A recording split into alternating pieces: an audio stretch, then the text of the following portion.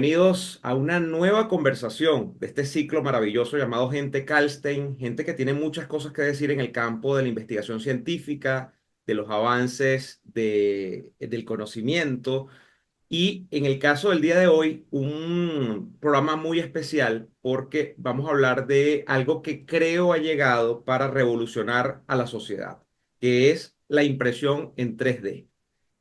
Hace unos años atrás, uno no podía pensar en que en tu propia casa podías imprimir objetos, artilugios y una cantidad de cosas que podías necesitar en el día a día y que si bien eran necesarias, tú tenías que ir a una tienda a comprarlas, tenías que ir a una ferretería, tendrías que ir a una pues venta de cualquier tipo de artículo que te permitiese solventar una dificultad que te pasaba en tu casa y que bueno, tú decías, jamás este objeto yo lo puedo producir yo mismo y jamás este objeto yo lo puedo tener al alcance de la mano en mi casa. Y la realidad es que con la impresión en 3D, que ha servido para muchas cosas buenas, pero también para cosas malas, y eso lo vamos a hablar el día de hoy, esa realidad cambió. Pero yo no quiero seguir hablando muchísimo más. Vamos a hablar hoy con Natalia Díaz Armas, una investigadora venezolana que está en Boston y que está enfocada en el trabajo de la impresión en 3D y del área de los elastómeros, que ya nos va a contar ella de qué va. Pero en principio quiero saludarla, enviarle un gran abrazo y bueno, darle la bienvenida. Natalia, bienvenida. Hola, Neomar, muchas gracias. Gracias por esa introducción. Súper contenta de estar aquí hoy compartiendo un poquito de mi trabajo, de lo que hacemos aquí. Y bueno, súper emocionada de que esto llegue a muchas personas también. Así es, Natalia. Cuéntanos un poco de tu trayectoria profesional. Eres ingeniero en materiales de la Universidad Simón Bolívar de acá de Venezuela y entiendo que luego pues te has radicado en Boston para hacer tus estudios de posgrado, específicamente en la ingeniería de plásticos y luego llegas al tema de la impresión en 3D. ¿Cómo ha sido este transcurso académico desde que pues estabas en tu natal Venezuela a Ujú. llegar a Boston? Correcto, Neomar. Bueno, yo, como dijiste, soy venezolana. Estudié ingeniería de materiales en la Simón Bolívar, que realmente creo que cuando entré era como que yo siempre fui muy curiosa de pequeña, siempre me interesó la ciencia, era buena en las matemáticas y yo como que, bueno, yo quiero ser ingeniero, ¿no? Amaba la Simón Bolívar, era un tema de que siempre la veía tan espectacular y yo decía, yo quiero estudiar ahí. Entonces yo investigué las carreras que estaban ahí, ingeniería de materiales, me llamó muchísimo la atención. Pero claro, podías especializarte en metales, en cerámicas o en polímeros. Ya una vez que entré en carrera, que empecé a entender un poco más a fondo de qué se trataba, decidirme por el área de los polímeros, que bueno, hay un poco de guerra con los plásticos, pero que la verdad es que todas las nuevas tecnologías se han basado prácticamente en ellos porque llegaron a sustituir a los materiales tradicionales en aplicaciones de alta ingeniería. Entonces, bueno, yo me fui por el área de polímeros, agarré mis electivas y fue muy buena mi experiencia en la Simón. Hice un intercambio en investigación en Castellón de la Plana, en España. Ahí fue donde empezó como mi relación hacia la investigación, ¿no? Porque yo venía con mi trayectoria académica, pero no tenía ni idea de qué iba eso de investigar. Ahí tuve mi primer proyecto de investigación que era relacionado con empaques biodegradables. Eh, Fue un proyecto de 6 meses, pero bueno, como te dije, fue mi primer contacto con este mundo. Ya una vez que me graduó en la Simón Bolívar, estuve unos años trabajando en Venezuela en una planta de agua mineral, trabajaba con todo el tema de los empaques, las botellas, también producían hielo, trabajaba con las bolsas de hielo, siempre enfocada en la parte de plásticos. Pero luego, bueno, quería más y la verdad es que para la parte científica, obviamente en Venezuela con toda la situación estaba un poco estancado y es ahí donde empiezo a explorar oportunidades internacionales y gracias a una muy querida profesora de la Universidad Simón Bolívar, la doctora María Virginia Candal, entro en contacto con profesores de la Universidad de Massachusetts, específicamente en Lowell, y bueno, empiezo a ver qué tienen, qué programas, y, y bueno, apliqué al programa y ahora estoy aquí en la Universidad de Massachusetts haciendo un PhD en ingeniería de plásticos específicamente. Muy bien. Actualmente acabo de empezar mi cuarto año en ingeniería de plásticos, o sea que ya tenemos un ratico por estos lados. De hecho, bueno, aquí ya está empezando el frío, bastantes cambios. Pero bueno, sí, ahorita actualmente acabo de empezar el cuarto y si Dios lo permite, mi último año para convertirme en doctora de ingeniería de Muy plásticos. bien. Natalia, y en el área de la ingeniería de plástico, que supongo es vastísima, es pues amplísima, tú has decidido especializarte en elastómeros y me decías antes de la entrevista, no te asustes mucho con el término, estamos hablando de caucho fundamentalmente, o sea, de este tipo de materiales.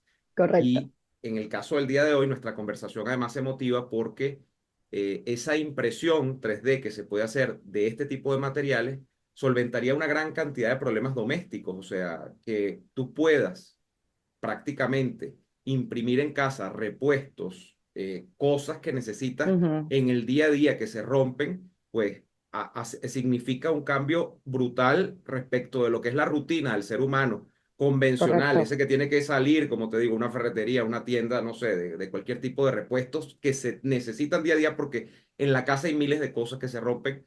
eh, con respecto a la impresión en 3D que pues te Ujú, permite solventarlo inmediatamente. ¿Qué tipo de, a ver, para ponerle un ejemplo que la gente nos entienda mejor, qué tipo de ujú. cosas podríamos solventar día a día con la impresión en 3D de este tipo de materiales? Bueno, para como que dar una imagen de cómo va todo un poco, ¿no? Antes de entrar en el tema de los elastómeros y todo eso, la impresión 3D la verdad es que ya tiene, o sea, empezó en los 80, ¿no? En los años 80 y bueno, si vemos eso no fue hace mucho tiempo atrás. En muy pocos años ha evolucionado muchísimo y actualmente, o sea, muchas personas en la sala de su casa tienen una impresora 3D. La mayoría de la gente lo tiene por diversión, pero la verdad, Neomar, es que lo que tú dices es completamente cierto. Te puede servir para lo que tú desees. Particularmente en mi caso, nosotros tenemos muchísimas impresoras 3D en nuestro laboratorio, eh, porque bueno, es parte del focus de mi grupo de investigación en la universidad, la impresión 3D. Y por ponerte un ejemplo sencillo, a veces estamos trabajando con cualquier equipo, lo que sea, puede ser hasta una impresora normal de papel, y Ujú, se rompe una pieza. Y si tú tienes un sistema de diseño o simplemente puedes descargar online, como decirte, el formato de lo que es esa pieza, tú ujú. simplemente vas y lo pasas a la impresora 3D y ella, capa por capa, ella funde el plástico y pone una capa y luego construye, se llama, es una tecnología aditiva, ¿no? Ellos van construyendo por adición eh, y puedes producir lo que tú quieras. O sea, no necesitas, esto rompe completamente con los procesos tradicionales para crear piezas, ¿no? Como inyección, extrusión, porque es muy económico, además. O sea, tú ahorita puedes comprar impresoras por unos cientos de dólares y simplemente producir lo que tú quieras.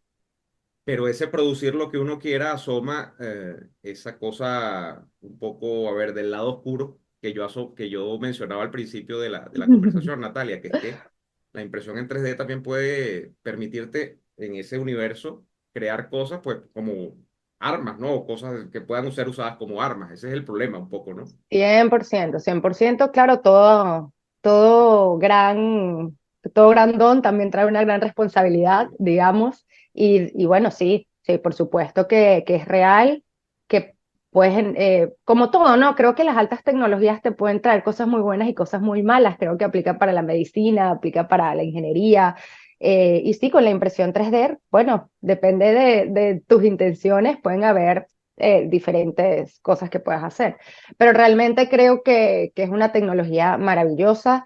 Yo también, obviamente, como estudiante de doctorado, trabajo también con gente muy joven de undergrad, de más 17, 18 años que están entrando a la universidad y se involucran por los proyectos y los dejan imprimir ahí, los ves haciendo llaveros, los ven haciendo un retrato de la novia para regalárselo. O sea, es como que la creatividad es infinita y con todo lo que puedes hacer con esto, ¿no?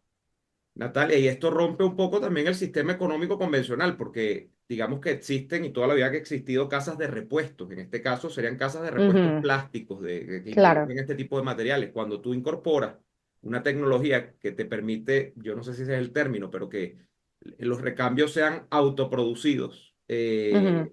allí se, allí se debilita un eslabón, ¿no? O cambia por lo menos el juego. No, no hemos llegado a un caso en el que Claro. esto sea masivo y todo el mundo lo esté haciendo, pero hay una Ujú. posibilidad de que esas empresas vayan digamos, un poco en retirada, ¿no? Claro.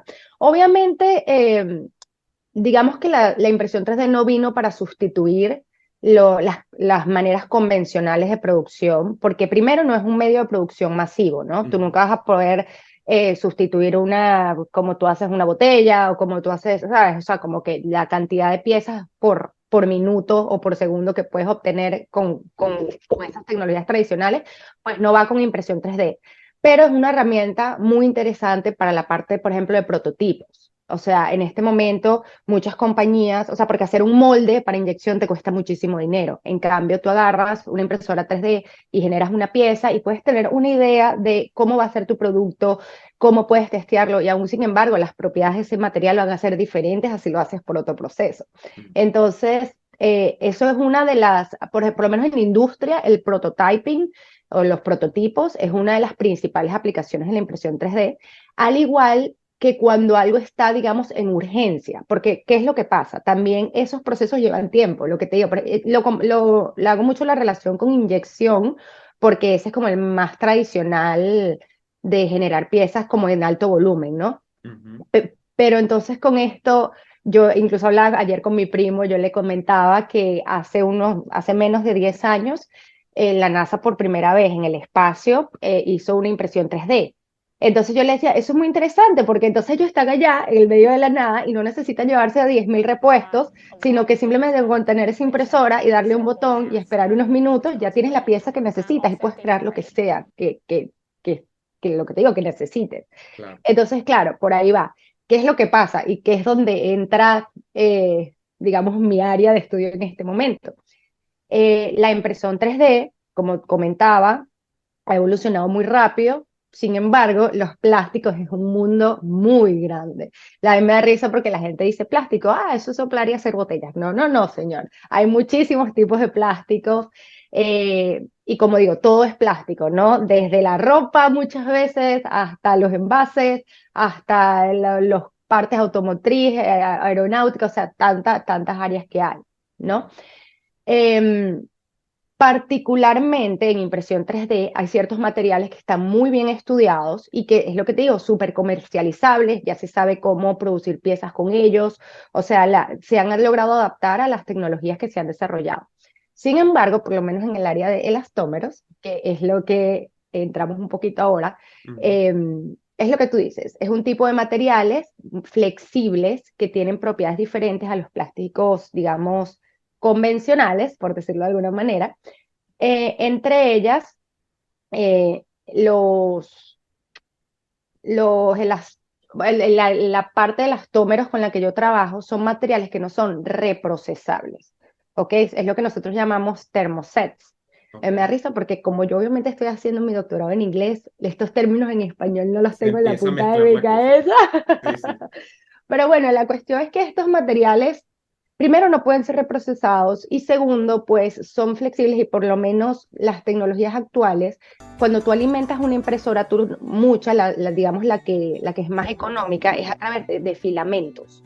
Dígase literalmente una bobina que tiene como decirte un hilo y eso entra a un nozzle. ¿Cómo decirlo? Ay Dios, qué horror. Pero Sí, bueno, el sí. hecho es que lo fundes y le das la forma, ¿no? Ok. Y eso lo empujas con unas rueditas que van atrás de la impresora. Ese es como el sistema más sencillo de impresión 3D. Los cauchos son flexibles y cuando lo empujas atrás, ese sistema no logra alimentar los canales para producir las piezas. Entonces, eso es como por decirte un ejemplo de por qué estamos nosotros trabajando en este tipo de materiales específicos, porque las tecnologías que existen actualmente no son capaces de imprimir piezas súper flexibles como los cauchos, por ejemplo. Ok. Entonces, nosotros estamos trabajando con nuevos sistemas de impresión que son diferentes a los que existen actualmente.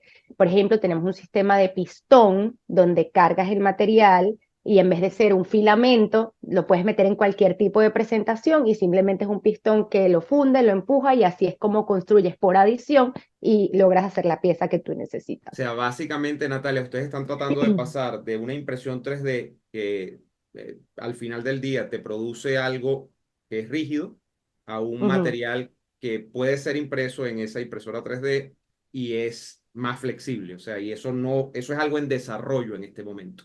Correcto, particularmente con este tipo de materiales, ¿no? Hay diferentes tipos de tecnologías de impresión 3D, pero para este tipo de materiales, mira, si empezaron en los 80, la primera publicación científica relacionada con impresión 3D de caucho fue prácticamente en el 2020. Así de nuevo es lo que nosotros estamos haciendo. Sí, no, y yo he venido a escuchar de la impresión 3D básicamente quizá hace 10 años o menos, hace 8 años. Y Imagínate, te estoy hablando que hace 5 años apenas fue que empezaron a trabajar con estos materiales. yo creo que si lo comparas con otros, digamos, artilugios tecnológicos, ha avanzado, aunque uno lo ve, dices los 80 ha avanzado relativamente rápida la investigación.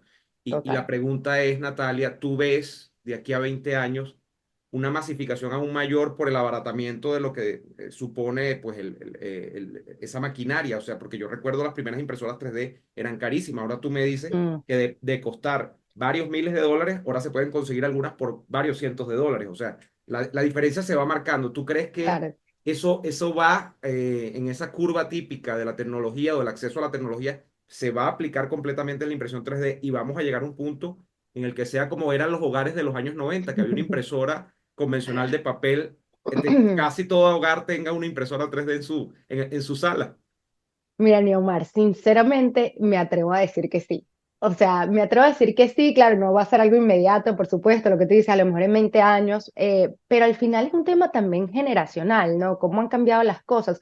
Yo lo veo, lo que te digo, obviamente estoy involucrada con personas bastante jóvenes también y ellos ya los tienen. O sea, ellos agarran y a lo mejor agarran un dinerito así trabajando y van y se compran una impresora y empiezan a hacer sus cosas. O sea, ya ellos, esa generación ya lo está haciendo. Entonces, claro, ellos son los que en 20 años, imagínate los hijos de ellos, ¿no? Eh, las cosas han cambiado demasiado. Yo siempre, a mí me da risa porque cuando yo estuve un tiempo en la industria y después vine a trabajar, ¿no? Y vine a hacer mi PhD acá, por lo cual tuve que tomar clases nuevas y cursos nuevos aquí. Y yo cuando entré al primer salón acá, que es lo que te digo, que estaba como, quizás con otra generación por ciertas clases, ¿sabes? Yo entré con mi cuaderno y todos tenían un iPad y todos tomaban notas en el iPad. Entonces, así de rápido cambian las cosas. Entonces, esto lo traslado a la impresión 3D y no veo por qué no.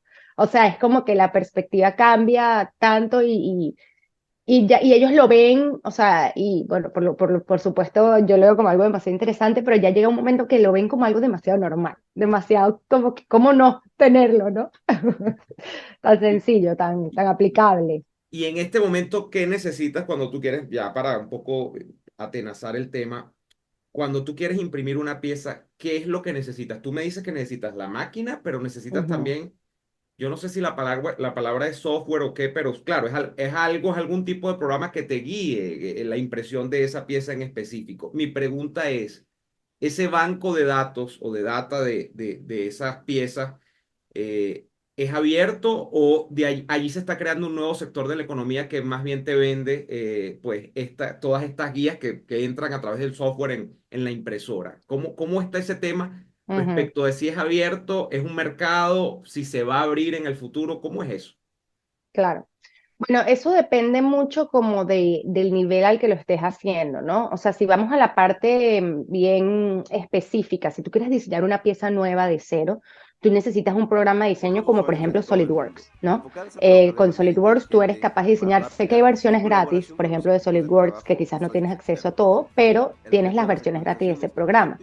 Luego de diseñar tu pieza ahí, ¿no? Que ahí es donde tú dices, ok, quiero que tenga este tamaño, creo que quiero que esté aquí, o sea, literalmente diseño, ¿no? Tú diseñas tu parte. Eso lo pasas a un segundo programa que normalmente está relacionado con tu impresora eh, y por lo menos con los que yo trabajo son gratis, ¿no? O sea, nosotros no hemos tenido que pagar por ninguna de esas versiones, porque bueno, al final los que te venden las impresoras quieren o sea, ya tú estás pagando por la impresora, entonces el software, digamos, es como parte de eso, ¿no? a través de ese programa tú pones todos los parámetros con que quieres que imprimas en tu parte, ya sea la temperatura, la velocidad, de qué tamaño quieres que sea cada línea, porque claro, los parámetros con los que tú imprimen también te van a dar un resultado diferente en tu pieza. Eso ya es lo que digo, la parte un poco más especializada. Y ya después de ahí pasa la impresora. Y bueno, la impresora te lee el lenguaje que te genera lo que se llama el slicer, que es ese programa que le da todos los comandos a la impresora para imprimir. Entonces, digamos, son esos tres pasos. Sin embargo, ahorita hay muchas páginas de internet que ya tienen los diseños. O sea, tú simplemente dices, quiero imprimir, no sé, una taza. Quiero imprimir una taza de plástico. Entonces tú agarras y te metes y dices, taza de plástico, cat. Entonces ya no la tienes ni que diseñar, simplemente ya la tienes directamente diseñada, lista, solo para meterla en ese programa que le manda el comando a la impresora. Entonces, fíjate, claro, es lo que yo te digo, entre más especializado, obviamente más quieras darle la parte, el twist, ¿no? A tu diseño o a lo que sea, ahí sí ya quizás tienes que pagar, pero es lo que te digo, particularmente los de la impresora son gratis, pero SolidWorks sí ya cuando son versiones más avanzadas o ese tipo de programas, sí tienes que pagar por eso, por eso. Y se usan para muchas cosas, ¿no? No solo para impresión 3D, también haces simulaciones de temperatura, de muchas cosas, pero... Pero bueno, es lo que te digo, es bastante accesible, ¿no? O sea, cualquier persona dándole la vuelta y buscando las herramientas, pues puedes tener acceso a esta tecnología. Yo creo que aquí hay un punto importante y yo quiero insistir en esto, Natalia, respecto al cambio digamos, de sectores que se pueden dar. El modelo fordista en su momento cambió la humanidad, la producción en serie, Ujú, digámoslo así. ujú, Cuando ujú. yo pienso en la impresión en 3D, pienso sí en una impresión que puede ser doméstica o puede tener un tiraje o una producción limitada porque es algo que tú vas a reservarte para ti, pero ahí tú puedes crear, aquí pueden nacer microempresas de gente que está haciendo tanto piezas, que es lo que empezamos a hablar el día de hoy, Mira, como productos acabados, demasiado. como Sí, productos sí, acabados. sí. Entonces, yo Es creo una que belleza. Yo me emociono, ¿no? Porque, mira, te voy a poner un ejemplo. Una marca deportiva muy famosa, ellos diseñaron la primera pelota de básquet impresa por impresión 3D, ¿no? Y en la NBA hicieron una prueba, hicieron el primer lanzamiento con esta pelota. O sea, y claro, obviamente estos son ahorita nuevas y muy carísimas, nada más hicieron 100 prototipos o no sé cuánto y tal, pero hicieron esto. El otro día vi un emprendimiento, a mí se me caen los audífonos aquí. El otro día vi un emprendimiento de palabra cierta, un par de muchachos que estaban usando tecnología 3D para imprimir pelotas de pickleball que no hicieran el sonido cuando estaba jugando. ok. Entonces, o sea, es demasiada creatividad todo lo que puedes hacer. Claro, es lo que te digo, nosotros lo estamos poniendo como desde lo más simple, ¿no? Como de imprimir una taza hasta la NASA, pero en el medio hay una cantidad de posibilidades hermosa e infinita. O sea, es lo que te digo, cuando yo vi, por ejemplo, el proyecto este del Pickleball, dije, wow, o sea, qué gente tan ingeniosa, qué maravilla, ¿no? O sea, están aprovechando esta tecnología para unas cosas que uno ni al principio quizás no lo ves y tantos que podemos lograr. No, yo siento que estamos como, digamos, a mitad de la ola. Esa ola todavía no ha desarrollado completamente su potencial y Total, probablemente estamos en total. los años por venir en ver cosas impresionantes en este sentido, que sean pues desde nuevas empresas hasta pues incluso objetos absolutamente o productos absolutamente nuevos que bueno, hasta este momento quizá porque el sector comercial, digamos, no había tomado interés por determinadas Ujú, cosas. Bueno, aquí hay gente que puede tener una idea y la despliega simplemente con su impresora 3D en su casa. Entonces, bueno, allí correcto. estamos en pleno auge del fenómeno, diría yo. Yo creo que hay tanto por ver y de verdad que es interesantísimo, Natalia. Bueno, de hecho ahorita hay ciertas tiendas aquí en los Estados Unidos que tú vas y tienen una gama, o sea, ya es como que más fácil verlo incluso en tiendas así, por ejemplo, de electrónica y eso. O sea, tú vas y tienen una serie de opciones de impresoras, tienen los filamentos, de qué color lo quieres, tenemos diferentes materiales y en diferentes colores. ¿Ah? Entonces, ¿qué quieres tú? O sea, ya se está volviendo más comercial también.